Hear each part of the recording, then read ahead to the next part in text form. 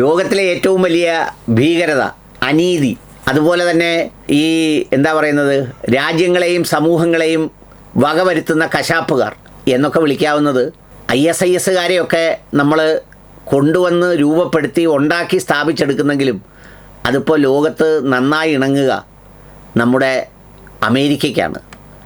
എന്ന് വെച്ചാൽ അവർ ലോക പോലീസാണെന്നുള്ളത് കൊണ്ട് അവരാരെയും എന്തും ചെയ്യും എന്നാണ് പറയുന്നത്. ക്യൂബയോടൊക്കെ പറയുന്നത്, വെനിസലയുടെ കണ്ടില്ലേ, ഇനി അടുത്ത ക്യൂബയാണ്, അത് ഞങ്ങൾ പിടിച്ചിരിക്കും. പിന്നെ കുറേ ആളുകൾ ഇവിടെ കിടന്ന് ഭയങ്കരമായി ബഹളം വെക്കുന്നുണ്ട്, അവിടുത്തെ അനീതി കണ്ടാണ്, അവിടെ ഭയങ്കര പ്രശ്നമുള്ളത് കൊണ്ടാണ്, അതാണ് ഇതാണെന്ന്. ഒരു ചുക്കും ചുണ്ണാമ്പുമില്ല, അവിടുത്തെ എണ്ണയാണ് ലക്ഷ്യം. കാർഗേ ദ്വീപ് പിടിച്ചിട്ട് അവിടുത്തെ എണ്ണ ഞാൻ മോഷ്ടിക്കും, അത് ഞാൻ മോഹിച്ചു പോയി എന്ന് പറയുന്ന പണ്ടത്തെ കാലത്ത് ഏതെങ്കിലുമൊക്കെ പ്രായപൂർത്തിയാകാത്ത പെണ്ണുങ്ങളെയും കുഞ്ഞുങ്ങളെയും പോലും ചാടിപ്പിടിക്കുന്ന ട്രംപ് ഇപ്പോൾ വാർദ്ധക്യത്തിലെത്തിയപ്പോൾ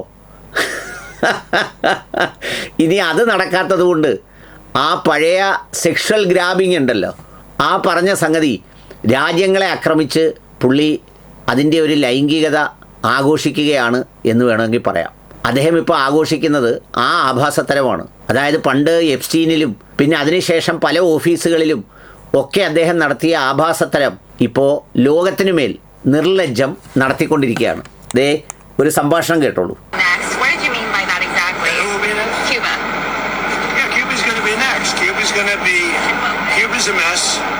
It's a failing country, and they're going to be next. Within a short period of time, it's going to fail.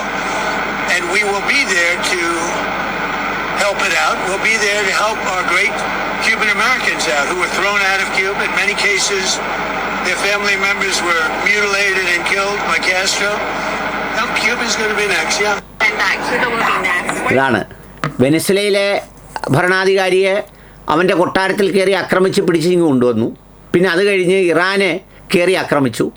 ഇപ്പോൾ അടുത്തത് ക്യൂബയായിരിക്കും അത്രേ. എന്ന് പറഞ്ഞാൽ വേറൊരു രാജ്യം.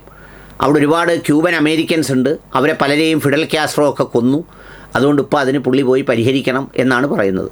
എന്ന് വെച്ചാൽ നമ്മൾ ചില പെണ്ണുപിടിയന്മാർ എന്ന് പറയുന്നവരുണ്ടല്ലോ, കാണുന്നവരെയൊക്കെ ചാടി ചാടി പിടിക്കുന്നവർ എന്ന് പറയുന്ന ആ ഒരു പെൺപിടിത്തരം ഇപ്പോൾ ഈ യുദ്ധങ്ങളിലൂടെ പുള്ളി ആഘോഷിക്കുകയാണ്. അതുകൊണ്ടാണ് കഴിഞ്ഞ ദിവസത്തെ ഒരു പത്രസമ്മേളനത്തിൽ നിങ്ങൾക്ക് എന്തും വേണമെങ്കിൽ ചോദിക്കാം, സെക്സിനെ കുറിച്ച് വേണമെങ്കിലും ചോദിച്ചോളൂ എന്ന് പറയുന്നത് അത്തരമൊരു മനോഗതിയുടെ ഉടമയായി പുള്ളി മാറിയിട്ടുണ്ട്. വല്ലാത്തൊരു തരം മാനസികമായ ഒരവസ്ഥ. നമ്മൾ ചില പിള്ളേരെയൊക്കെ പറയത്തില്ലേ, ഈ എന്താ പറയുന്നത്, ഈ പീക്കിരി പിടിച്ച പിള്ളേരെന്നൊക്കെ പറയുന്നത് പോലെ അത്തരത്തിലൊരു ഈ പോക്കിരിത്തരം എന്നൊക്കെ പറയുന്നത് പിടിപെട്ട് വല്ലാത്ത ഒരവസ്ഥയിലെത്തിയിരിക്കുന്ന ആളാണ് ഈ ട്രംപ്. പക്ഷേ ഇയാൾ ലോകത്തിലെ വലിയ മാന്യനും ഉയർന്ന ആളുമാണ് എന്നതാണ് ഒരു പ്രത്യേകത.